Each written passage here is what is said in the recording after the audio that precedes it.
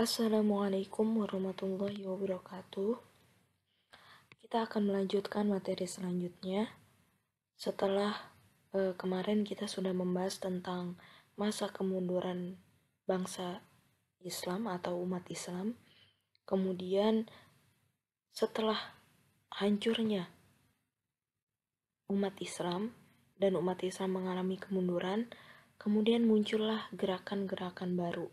Gerakan di sini yang disebut dengan tokoh-tokoh pembaharuan dalam Islam, yang dimana tokoh-tokoh pembaruan dalam Islam ini membawa atau mereka itu melakukan inovasi baru terhadap Islam itu sendiri, dan tokoh-tokoh ini yang akan kita bahas di materi selanjutnya.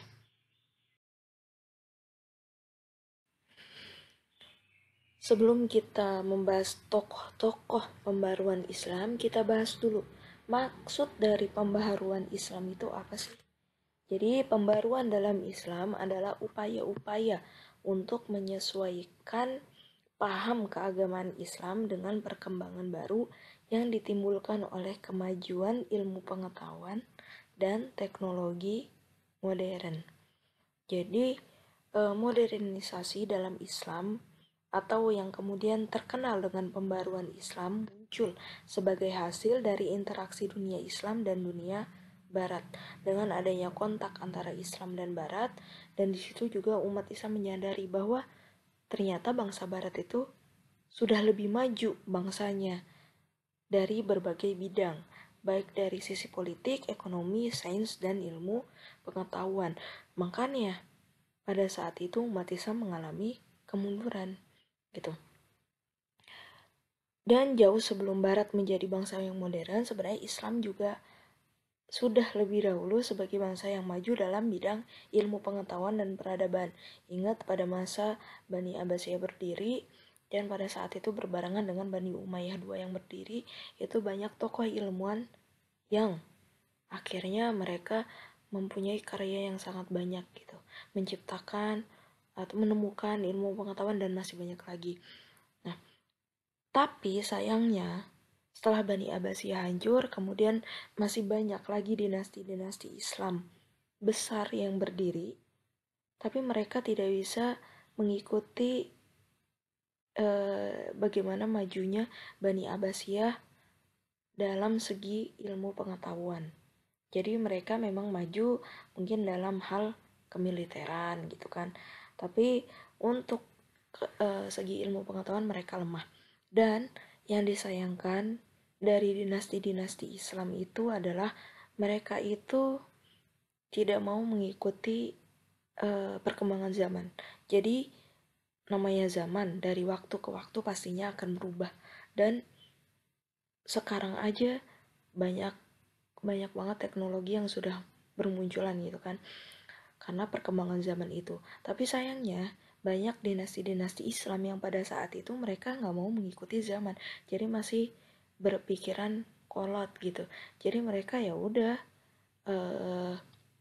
mengikuti, oh zaman Rasul seperti ini, jadi mereka nggak mengikuti perkembangan zaman. Jadi yang dilakukan oleh pembaruan Islam di sini adalah mereka itu gimana caranya Islam itu tetap maju dan mengikuti perkembangan zaman pada saat itu. Nah gitu, itu yang dilakukan oleh pembaruan atau tokoh-tokoh pembaruan Islam.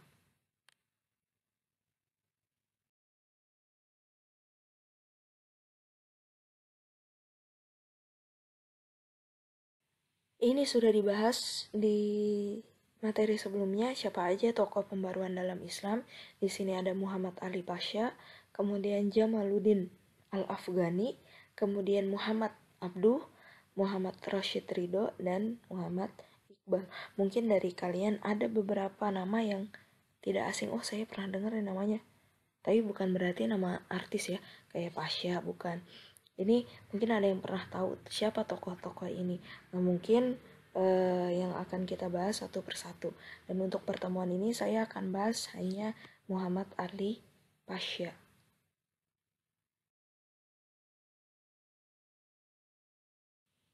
Yang pertama yaitu Muhammad Ali Pasha tahun 1765 sampai 1849 Masehi.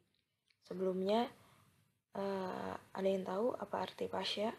Jadi nama aslinya sebenarnya Muhammad Ali, dan Pasha itu adalah nama julukan yang diberikan oleh masyarakat kepada Muhammad Ali. Dalam bahasa Persia, Pasha sendiri diartikan yang artinya adalah tuan atau raja.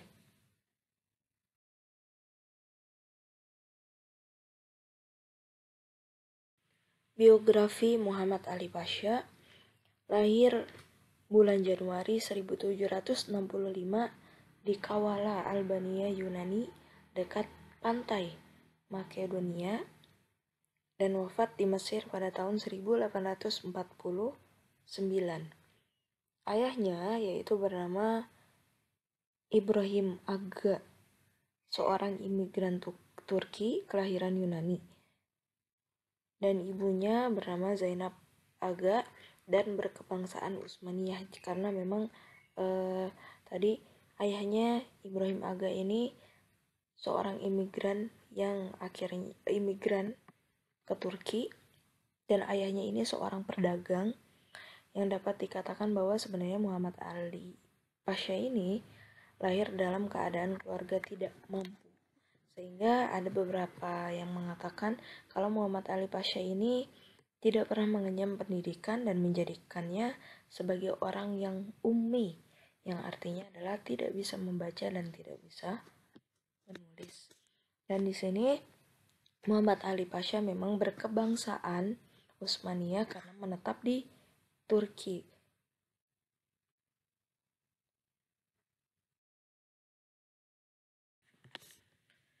Muhammad Ali Pasha adalah seorang tokoh pembaruan di Mesir yang masih keturunan dari Turki.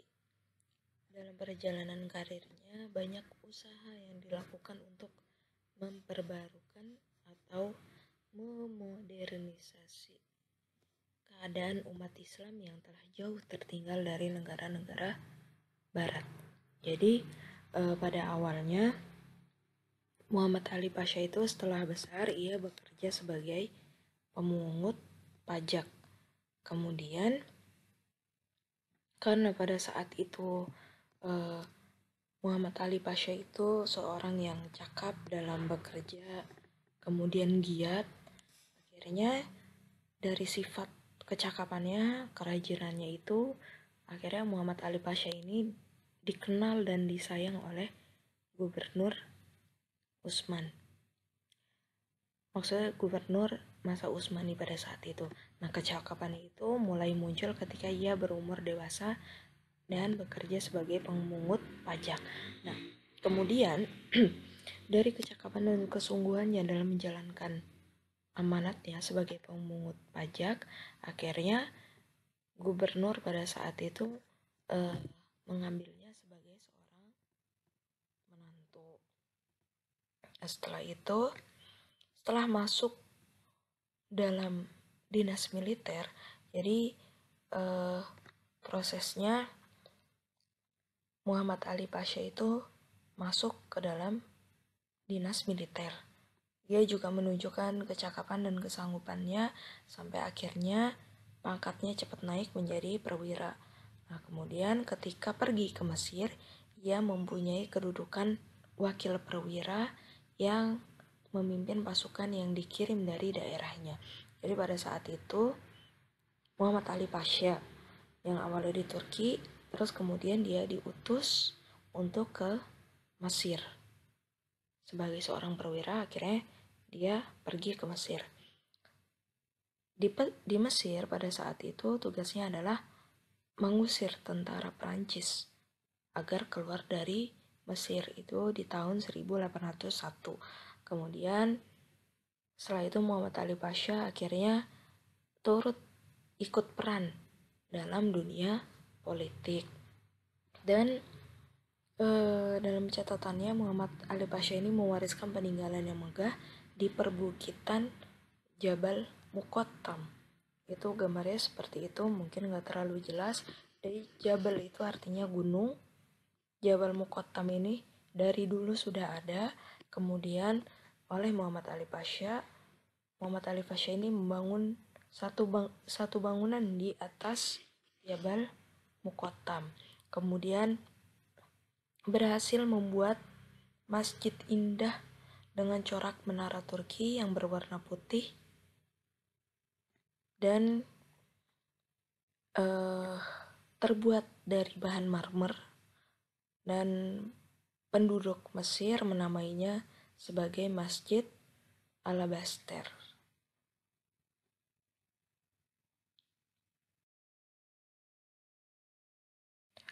Kemudian Muhammad Ali Pasha meninggal dunia pada tahun 1849 Masehi di Alexandria, Mesir. Kemudian jenazahnya dimakamkan di komplek Masjid Alabaster. Ini gambarannya masjidnya dan komplek dari Masjid Alabaster. Beberapa pembaruan yang dilakukan Muhammad Ali Pasha. Yang pertama dalam bidang militer. Jadi yang kita tahu memang Muhammad Ali Pasha itu terjun ke dalam bidang militer, dan pada tahun 1815 Masehi untuk pertama kalinya Mesir mendirikan sekolah militer. Jadi pada saat itu setelah Perancis sempat diusir dan Muhammad Ali Pasha mengundang seorang perwira tinggi Perancis untuk melatih tentara Mesir, sampai akhirnya didirikanlah sekolah militer yang memang diajar oleh orang Perancis. Kemudian mengimpor persenjataan buatan Eropa seperti buatan Jerman atau Inggris. Terinspirasi oleh pelatihan militer bangsa Eropa, Muhammad Ali Pasha kemudian melatih militernya berdasarkan Nizam al-Jadid atau bisa disebut dengan peraturan baru. Tentara Mesir diatur dengan disiplin dan mulai memperkuatkannya dengan menjadikan para petani luar daerah untuk mengikuti wajib militer. Ternyata upaya ini memang cukup berhasil untuk menjadikan kekuatan militer Mesir semakin berkembang. Kemudian yang kedua dalam bidang ekonomi sosial yang dilakukan oleh Muhammad Ali Pasha yaitu adalah membangun sistem irigasi sehingga hasil pertanian menjadi lebih baik. Itu pertama yang dilakukan. Kemudian yang kedua, Mesir adalah negara yang tergantung dari pertanian. Oleh karena itu, di samping memperbaiki irigasi, ia juga mengandalkan irigasi baru, memasukkan penanaman kapas dari India dan Sudan. Usaha Muhammad Ali Pasha yang hebat adalah menyelesaikan pembangunan sebuah terusan kuno yang menghubungkan antara Alexandria dengan Sungai Nil. Dan menurut beberapa sumber, upaya tersebut diawali dengan penggalian yang mengerahkan kurang lebih 100.000 petani Mesir. Dan hal tersebut meningkat pula lah pusat irigasi dari tahun 1813 sampai 1830 Masehi hingga 18%.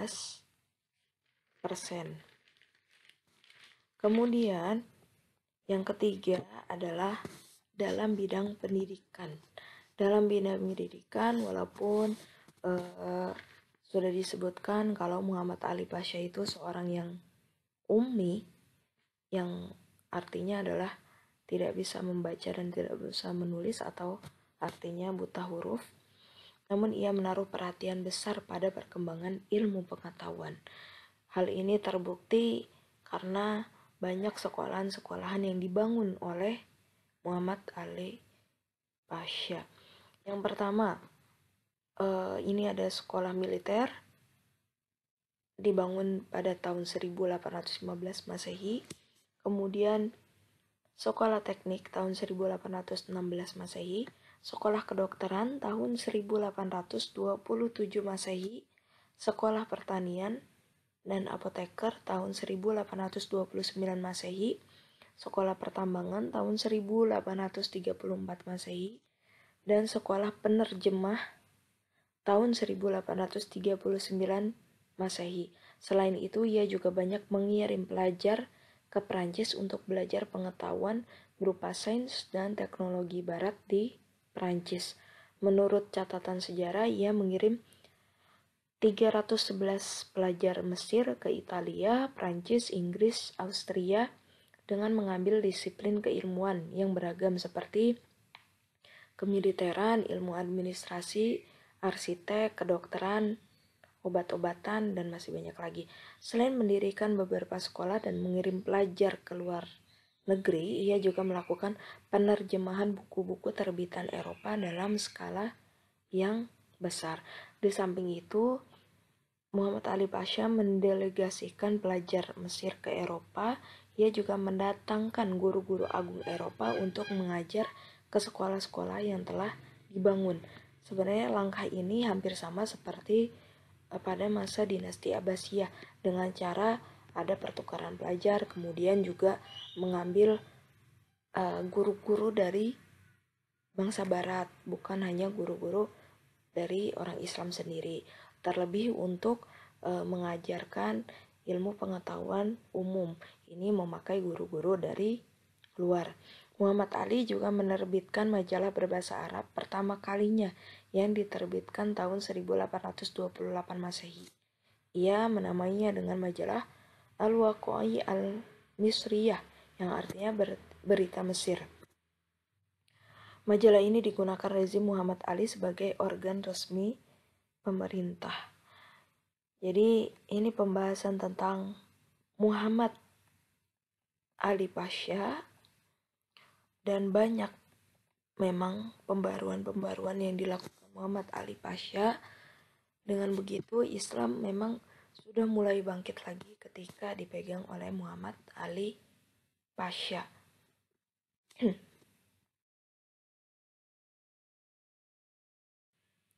Mungkin hanya sampai sini aja yang kita bahas, hanya satu tokoh. Mohon maaf jika ada salah-salah kata. Wassalamualaikum warahmatullahi wabarakatuh.